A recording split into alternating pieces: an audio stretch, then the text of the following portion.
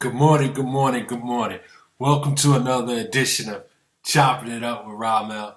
No notes, straight from the throat. Ah, man, where do we get started? But you know what? We're going to kick off in Major League Baseball at the winter meetings. The Boston Red Sox pull off probably the deal of the night. Oh my God, yesterday. They pulled off the deal. They already had David Price. They already had the Cy Young Award winner and Porcello. And what do? They go out there and make a trade with the White Sox for Chris Sales. Now they have a three-headed monster leading that rotation. Might be reminiscent of Maddox, Smoltz, and what's the left-hander? I can't think of his name. Maddox, Smokes. Well, you get the picture.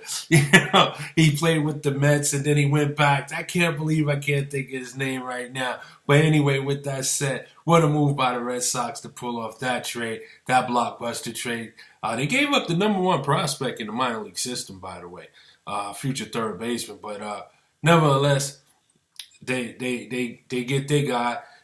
They now. I mean, you got. The GM of the Yankees talking about they're the Warriors, the Golden State Warriors. But needless to say, they went out there, they got their guy, Sales. What a move that is. It's going to bolster their lineup. Their rotation. Good move by the Red Sox so that they can get back to their winning ways. There was a joke that David Ortiz said he might come out of retirement, but I don't think that's the case there. But good move. And then later on, late last night, the Chicago Cubs, they pulled off a trade. They got a closer, got their guy from the Royals, Wade Davis. So a lot of things going on. More to come as we probably have another 2 days to go. Look for some more activity to happen today. But Major League Baseball is heating up in the month of December. In the midst of NFL and NBA, they're finding a way to make themselves relevant. So kudos to baseball for being relevant somewhat. So that's a good thing. Listen, I'm going to get right into the NFL, man. I'm not going to talk about the week of games that's coming up, although there is going to be two huge games. You know what? I will speak about that. But what I want to talk about is the power rankings that came out. And I got to say, I disagree with them, man. I mean, okay, yeah, I get it. Dallas Patriots, yes, 1 and 2, I get that. Oakland, 3, I get that. In fact, you can even put Oakland in front of the Patriots, but I can live with that. Seattle, 4, okay, I'm okay with that.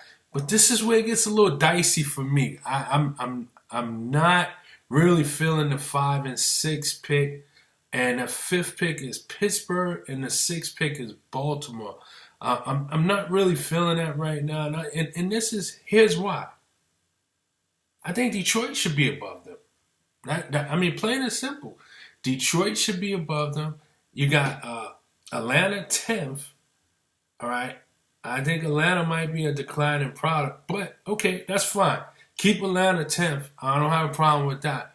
But the 5 and 6 with Baltimore and Pittsburgh and Baltimore, and you have Detroit 8th. I'm not feeling that. And here's the other thing. I know they lost last week, but they're 8 and 4. The Giants should not be 14th. No ifs, ands, and buts about that. They should not be 14th. And you got the Miami Dolphins who won 6 of their last 7 games. And I know both Miami and the Giants lost to Pittsburgh and Baltimore, but I don't think neither one of them should be ahead of those two teams. No, it's something that's not right.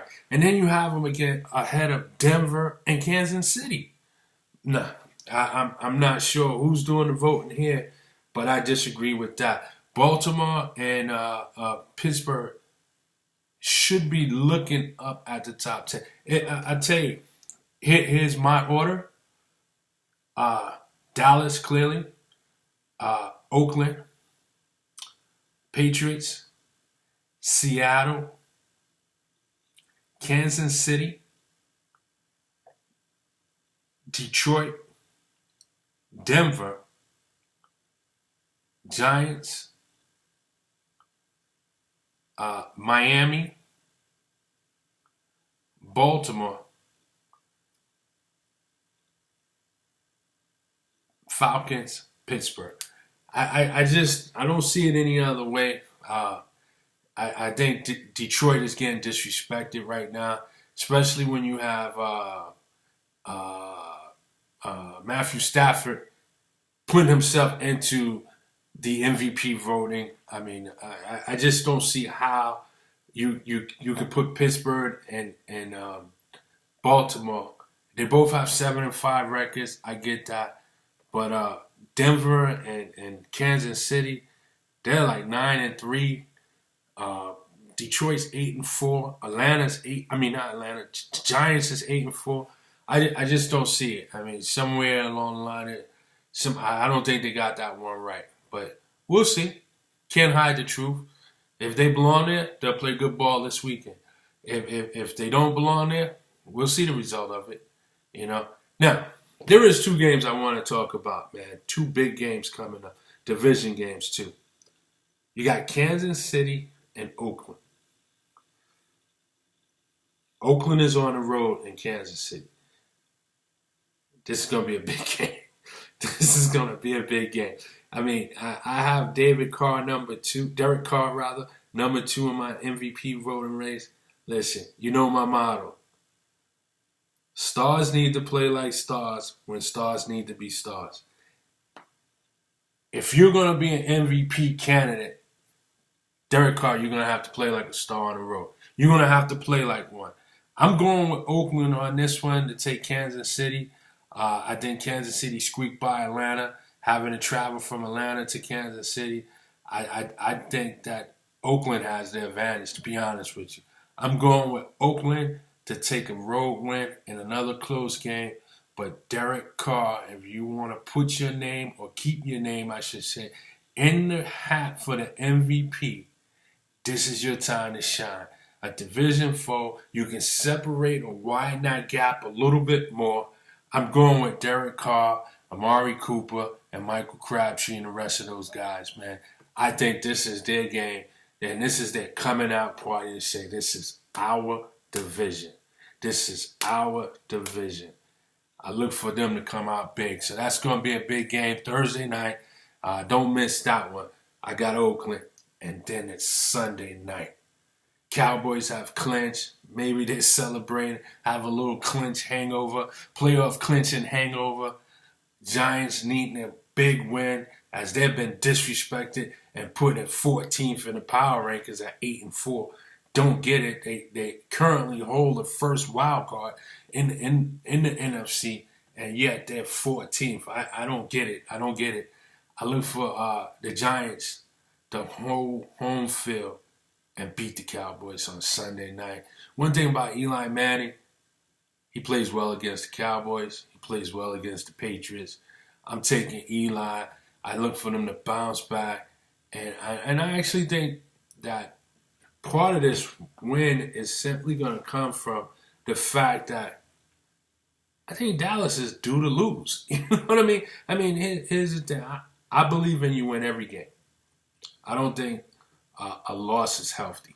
Let's get the loss out and get it out the way. No. You can have a loss, and next thing you know, you start trending downward. No. But I do think they do to lose. Giants always play them tough. The Giants is going to be hungry. Dallas just clinched. They might have a little hangover. So they're on the road. The Giants fans is going to be out there. I mean, it's going to be playoff atmosphere. I think the Giants upset them, man. I think Eli has a big game. I think Odell has a big game. And I just think the Giants is going to come up and win the game. It's going to be a shootout. I wouldn't be surprised if between the two teams you see over 70 points scored. But I got the Giants pulling that one out. So we'll talk about some of the rest of the games later on into the week. Also, we'll talk a little boxing as Terrence Crawford, he's defending his belts this weekend. And of course, my guy Anthony Joshua in the heavyweight division, he's defending his belt. So we'll touch on that later on in the week. But let's get to the NBA. And before I get to my team, I want to talk about John Wall. In a losing effort last night, in a losing effort, unfortunately, he puts up 52 points and 8 assists. Listen, guys, that's astonishing. 52 points and 8 assists, and you still lose to a Magic team that out of nowhere is playing some good ball and getting themselves into this playoff race early into the season. I mean, it looks like they were young and wasn't showing themselves, and it looked like it probably was going to be a long season, but they look like they're finding something. And I want to say this, man. Frank Vogel is one heck of a coach, man. Don't get it twisted. Frank Vogel is a very good coach. And maybe it just needed some time to figure this out. There was a lot of player movement, in the offseason. Some question why Larry Bird let him go, and you might be seeing the effects of it in Indiana as the two teams have similar records, under 500, both looking around that 9th, 10th, 11th spot in the East. But the thing is this, Frank Vogel's a good coach, and it probably just took a little time to figure some things out. Remember, he didn't pick this team. He had nothing to do with picking this team. He just happened to take the job. So, but they beat Washington in Washington. But how about John Wall? 52 points, 8 assists, and they don't get the job done. I'll tell you something, man. This Washington team, I like Scott Brooks. I think he's a good coach. I don't think he can help this team. This team is broken, man. It really is. This team needs a makeover. In other words, it needs gutted out, man. It needs major trades. They need some people to go. And you figure it out, man. I mean, I'm not an Otto Porter fan. They're talking about possibly a max contract for him. I don't think he's deserving of it. If they give him anything near max contract, it's really going to cripple the team simply because then what you do need, you can't import. There's another disappointing team out there that lost to San Antonio at home today. And matter of fact, San Antonio getting their 13th road win of the season with no losses. That's incredible. They're 13-0. And that's the Minnesota Timberwolves, man. And I find them to be disappointed, just like John Wall and them are disappointed. And I tell you what, man, I think a trade between those two teams might can work out, man. If I'm Minnesota, I find a way to get John Wall there. Maybe you bring Rubio over there. He's a pass-first kind of point guard. Maybe he can get more from Markieff, from the Morris guy. Maybe he can get more from Bradley Beal. Maybe he might even be able to get something out of Otto Porter a little bit more. Maybe he can set up Gortat a little bit. And I think John Wall is just what they need. They need something from that point guard position that can make the defense honest. Not that he needs to lead the team in scoring, but just so that they don't back up. If I'm guarding Rubio, I'm backing up off him. So I don't know. Maybe something can work there. Maybe I'm reaching, but definitely two disappointing teams, and it seems like they just can't get out of their own way right now, and they have talent and respectable coaches. Washington and Minnesota. But let's move along. As I mentioned, San Antonio, incredible. Their 13th road win in 13 tries. That's incredible. But let's talk about my Knicks tonight. I had an opportunity to watch them last night, and I'll tell you, man, I'll take the win. And like I said, I'll take an ugly win any day. Man, I wasn't too pleased, man. And you know what it was? It was just one of them typical trap games, man. They went in there. Miami only dressed 9. They had 5 people on injured. They played Cleveland later on tonight. Maybe they was looking at Cleveland, licking their chops from that opening night massacre that we suffered. And I think they forgot to play in the first half, man. This game, they were lucky. They were fortunate. Let's put it that way. They were fortunate to go into halftime only down by one. I mean, they shot like 39%. They took 11 threes, missed them all. Uh, Miami was something like 6 for 14 from three. I mean, they were lucky to be down by one only. By one only. Going into halftime. And then in the third quarter, Carmelo got it going. He had to finish with 35 points. And, he got it going. And it became fun to watch a little bit. But I'm going to tell you something, man. Brandon Jennings could be erratic at times. But this guy could play for me any day, man. You know, I like his role coming off the bench. I don't know if I can put up with him with 35 minutes to 40 minutes a night. But anywhere between 15 to 20 minutes a night, I can live with the results with him, man. He's a floor general. He plays defense from both ends of the court. I mean, from start to finish. I mean, the guy's he's a thorn. You're going to have to live with some of it. He could be a little erratic, a little out, but, man, the guy plays hard. He plays smart. He plays ball, man. He's good to be out there. He leads that second team. Kyle Quinn, oh, my goodness, this guy here, man, all of a sudden, he's developed a jump shot right around that elbow, foul line extended. It's money, man. It's money. Relentless on the boards, giving his body in there, making his presence felt. I mean, I can't say enough about that guy. Justin Holiday, who I was keeping an eye on, he seemed like he's fitting in. He's feeling comfortable. You know, they get quality minutes from Lance Thomas, who I'm not really a big fan of, but he came out. He played ball today. I mean, Noah, he played ball today. He had his first double-double of the season. It's just a team effort, man, and it's coming together nicely. One minor concern, Derrick Rose left the game last night. Apparently back spasm. Man, it is just an unfortunate time for him, man, because, you know, anytime he goes off the court and there's an injury concern, man, we all cringe, man. You know, it sounds like, you know, listening to the post-game show last night, it sounds like it's not that serious, but you know what? We really need him for this Cleveland game later on today. Hope he's able to go. Again, as much as I like Brandon Jennings, I don't know if I want him at 35 minutes handling the ball. I really don't. And plus, you know, that means Sasha have to handle the ball coming off the bench, and I'm not the biggest Sasha fan out there. I'm putting that out there. I'm not the biggest Sasha fan. But nevertheless, good win by New York. They're 3 games over 500. First time since the 54-win season.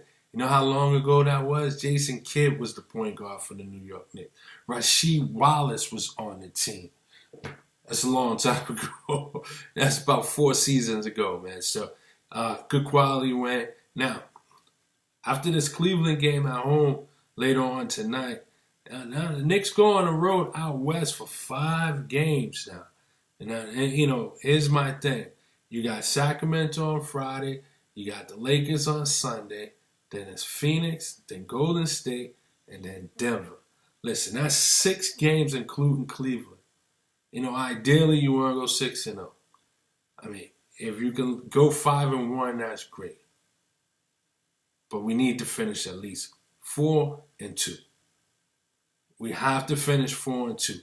We cannot come back 3-3. We cannot come back 2-4, and we sure can't come back 1-5. We have to come back 4-2. We're in a crowded East where, and you know, I'm talking like it's the end of the season, but you know what? I'm one of those guys. Every game count. The more games you win in the beginning of the season, the less you need at the end of the season.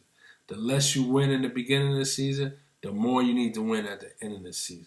Here's the deal. Right now in the crowded East, a 2-game winning streak, 3-game winning streak, you're in the playoffs and maybe even the top 6 position.